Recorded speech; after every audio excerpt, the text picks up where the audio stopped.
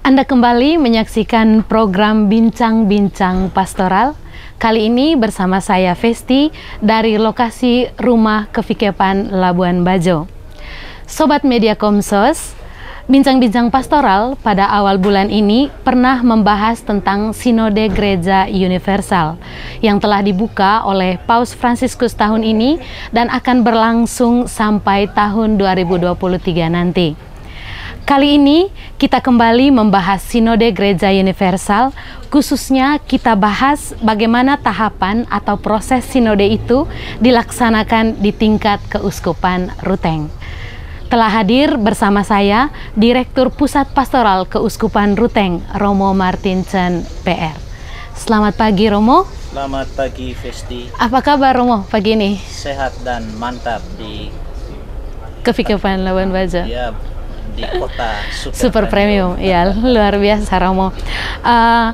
Romo, kita kembali membahas Sinode Universal Gereja Katolik.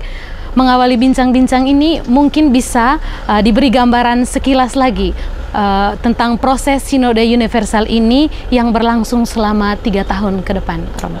Baik, Festi. Bapak Suci Paus Fransiskus menggagas Sinode Universal yang berlangsung dari Oktober 2021 sampai Oktober 2023. Nah, apa sebetulnya maksud Bapak Suci dengan sinode ini? Nah, ini sebetulnya dapat kita lihat dari arti sinode, ya. Sinode, sinhodos, artinya jalan bersama, ya. Bapak Suci sebetulnya mau mengajak kita untuk berjalan bersama sebagai umat Allah, sebagai murid-murid Kristus di tengah dunia sekarang ini, ya. Dan itulah sebetulnya sinode, ya, bagaimana kita menjadi murid-murid Kristus dalam dunia dewasa ini, ya.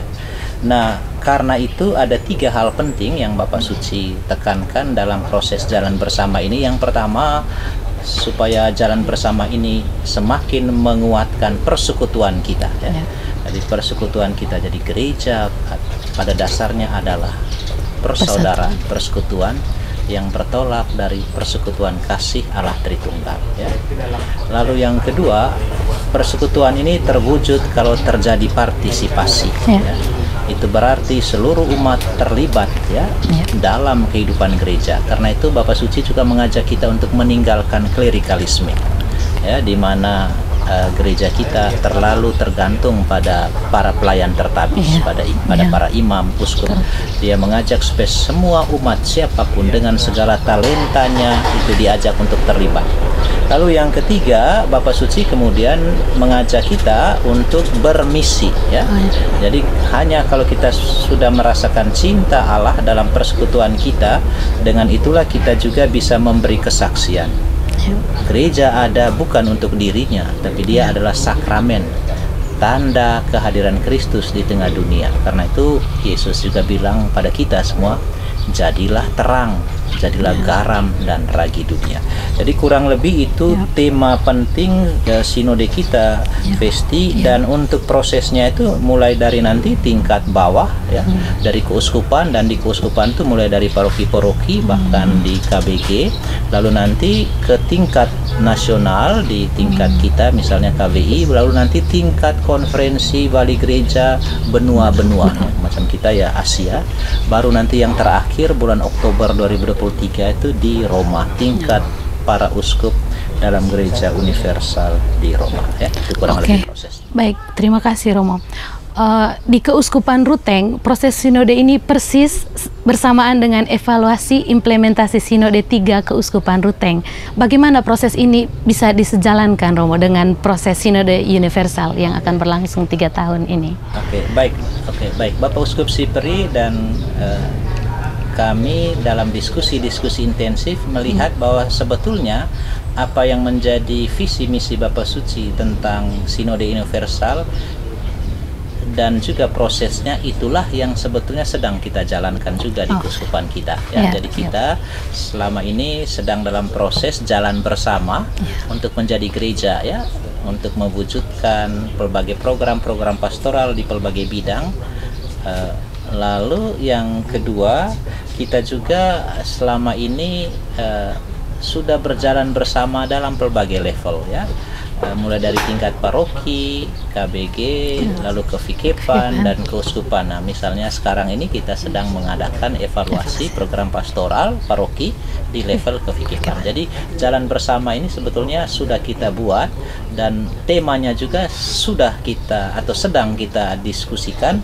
Lalu prosesnya juga kurang lebih mirip. Nah, karena itu Bapak Uskup dan kami dari Puspas berpikir, sebetulnya kita tidak perlu buat lagi sinode baru, tapi kita menjalankan apa yang ada, tentu dengan menajamkan berbagai hal yang Bapak Suci inginkan dalam proses itu, terutama proses jalan bersamanya ini. Karena Bapak Suci sangat menekankan sinode itu bukan untuk menghasilkan dokumen, tapi sinode itu sebetulnya mau semakin memperteguh persekutuan kita sebagai gereja.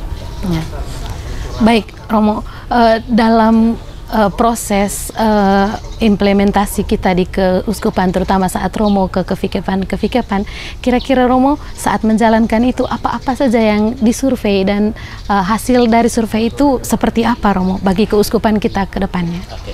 Baik, nah kita kan sudah 5 tahun menjalankan ini program-program Sinode 3. Nah, dalam 5 bidang, jadi bidang liturgi, pengudusan, dalam bidang pewartaan, kerikma, dalam bidang persekutuan, dalam bidang diakonia, dan yang terakhir dalam bidang manajemen pastoral. Nah, itu bidang-bidangnya yang selama ini kita sudah buat, dan kita ingin supaya dalam 5 tahun pertama ini kita semacam mengadakan evaluasi atas yang sudah kita buat ya. Dengan itu kita ada batu pijakan yang dalam perjalanan ke depan. Jadi, nah, bagaimana hasil dari survei kita, Festi, menarik. Jadi mungkin saya hanya sebut beberapa hal yang penting. Yang pertama, ternyata berbeda dengan hasil Sinode 3 tahun survei 2012, di mana di situ kita terlalu berpastoral liturgi sentris. Jadi liturginya itu 81%, sedangkan bidang lain itu di bawah 50%. Tetapi hasil survei memperlihatkan wajah yang berbeda. Bagaimana bidang-bidang lain juga sudah naik 20-30% ya. Jadi pautannya dengan liturgi itu sedikit. Itu berarti kita sudah mulai menjalankan pastoral integral Tidak hanya liturgi tapi juga bidang yang lain ya. Jadi itu yang misalnya sangat menarik yang pertama. Lalu yang kedua yang juga kita lihat adalah bahwa ternyata meskipun tingkat pelaksanaan atau output ya program yang kita buat itu sekitar 70%, tetapi hasilnya atau dampaknya yang dirasakan, dialami, disadari oleh umat itu hampir 90%.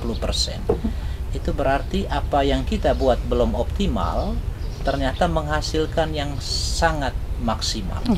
Tentu pertanyaan penting, mengapa hal itu terjadi? Nah, itulah yang sekarang kita dalam tingkat kefikepan bersama teman-teman dari paroki berdiskusi untuk mencari apa kurang lebih yang menjadi penyebab hal itu.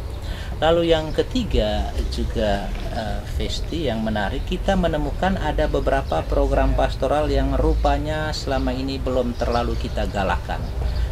Misalnya pastoral kitab suci ya. Begitu juga pastoral media sosial di paroki, khususnya mendorong umat supaya semakin lebih banyak mengakses fitur-fitur media sosial yang ada dari paroki atau keuskupan ya, misalnya itu. Lalu yang berikut juga yang masih belum terlalu maksimal kita buat tuh pastoral bidang pariwisata, kemudian pastoral perlindungan anak, kemudian juga pastoral sosial ekonomi. Nah, itu hasil survei memperlihatkan bahwa angkanya itu masih di bawah 70% ya, 60-an%. Nah, ini yang rupanya mendorong kita untuk ya maju lebih jauh ke depan terkait hal ini. Oke, baik, luar biasa Romo. Jadi proses evaluasinya pakai survei dan pendalamannya kualitatif ya Romo?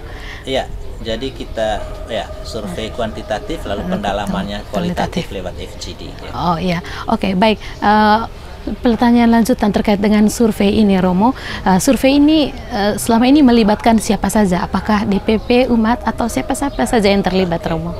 Jadi responden survei itu adalah utusan atau tokoh-tokoh umat atau umat yang terlibat dalam kehidupan paroki di semua paroki Keuskupan Ruteng. Jadi di 85 paroki dan 1 praparoki.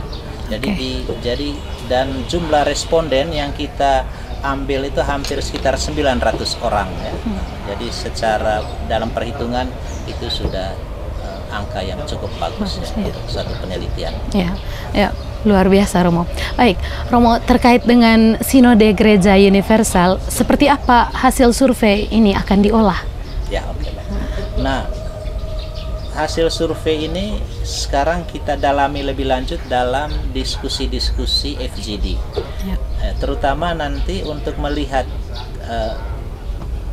mengapa faktanya seperti itu. Nah, kalau survei kuantitatif kan kita hanya melihat menemukan faktanya, peristiwanya, bahwa misalnya hasil survei memperlihatkan bahwa dari segi pemahaman umat tentang berbagai macam ajaran iman atau komitmen gereja itu bagus, tapi dalam aksi nyata itu masih kurang. Nah, tentu pertanyaan kita, mengapa? Nah, ini tidak bisa dijawab oleh survei kuantitatif. Nah, itulah yang mau kita jawab dalam survei kualitatif ini melalui FGD, untuk menanyakan sebabnya, akibatnya, termasuk juga menawarkan atau menemukan solusi apa yang kita bisa temukan untuk pastoral yang lebih baik ke depan. Oke, baik. Terima kasih banyak Romo untuk penjelasan-penjelasannya.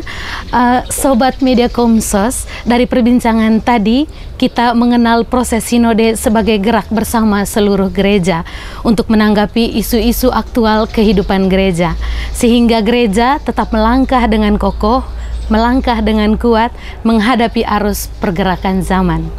Kita berharap proses ini berjalan lancar sampai akhir nanti, yaitu di tahun 2023. Saya Vesti pamit, sampai jumpa pada program Bincang-Bincang Pastoral edisi berikutnya.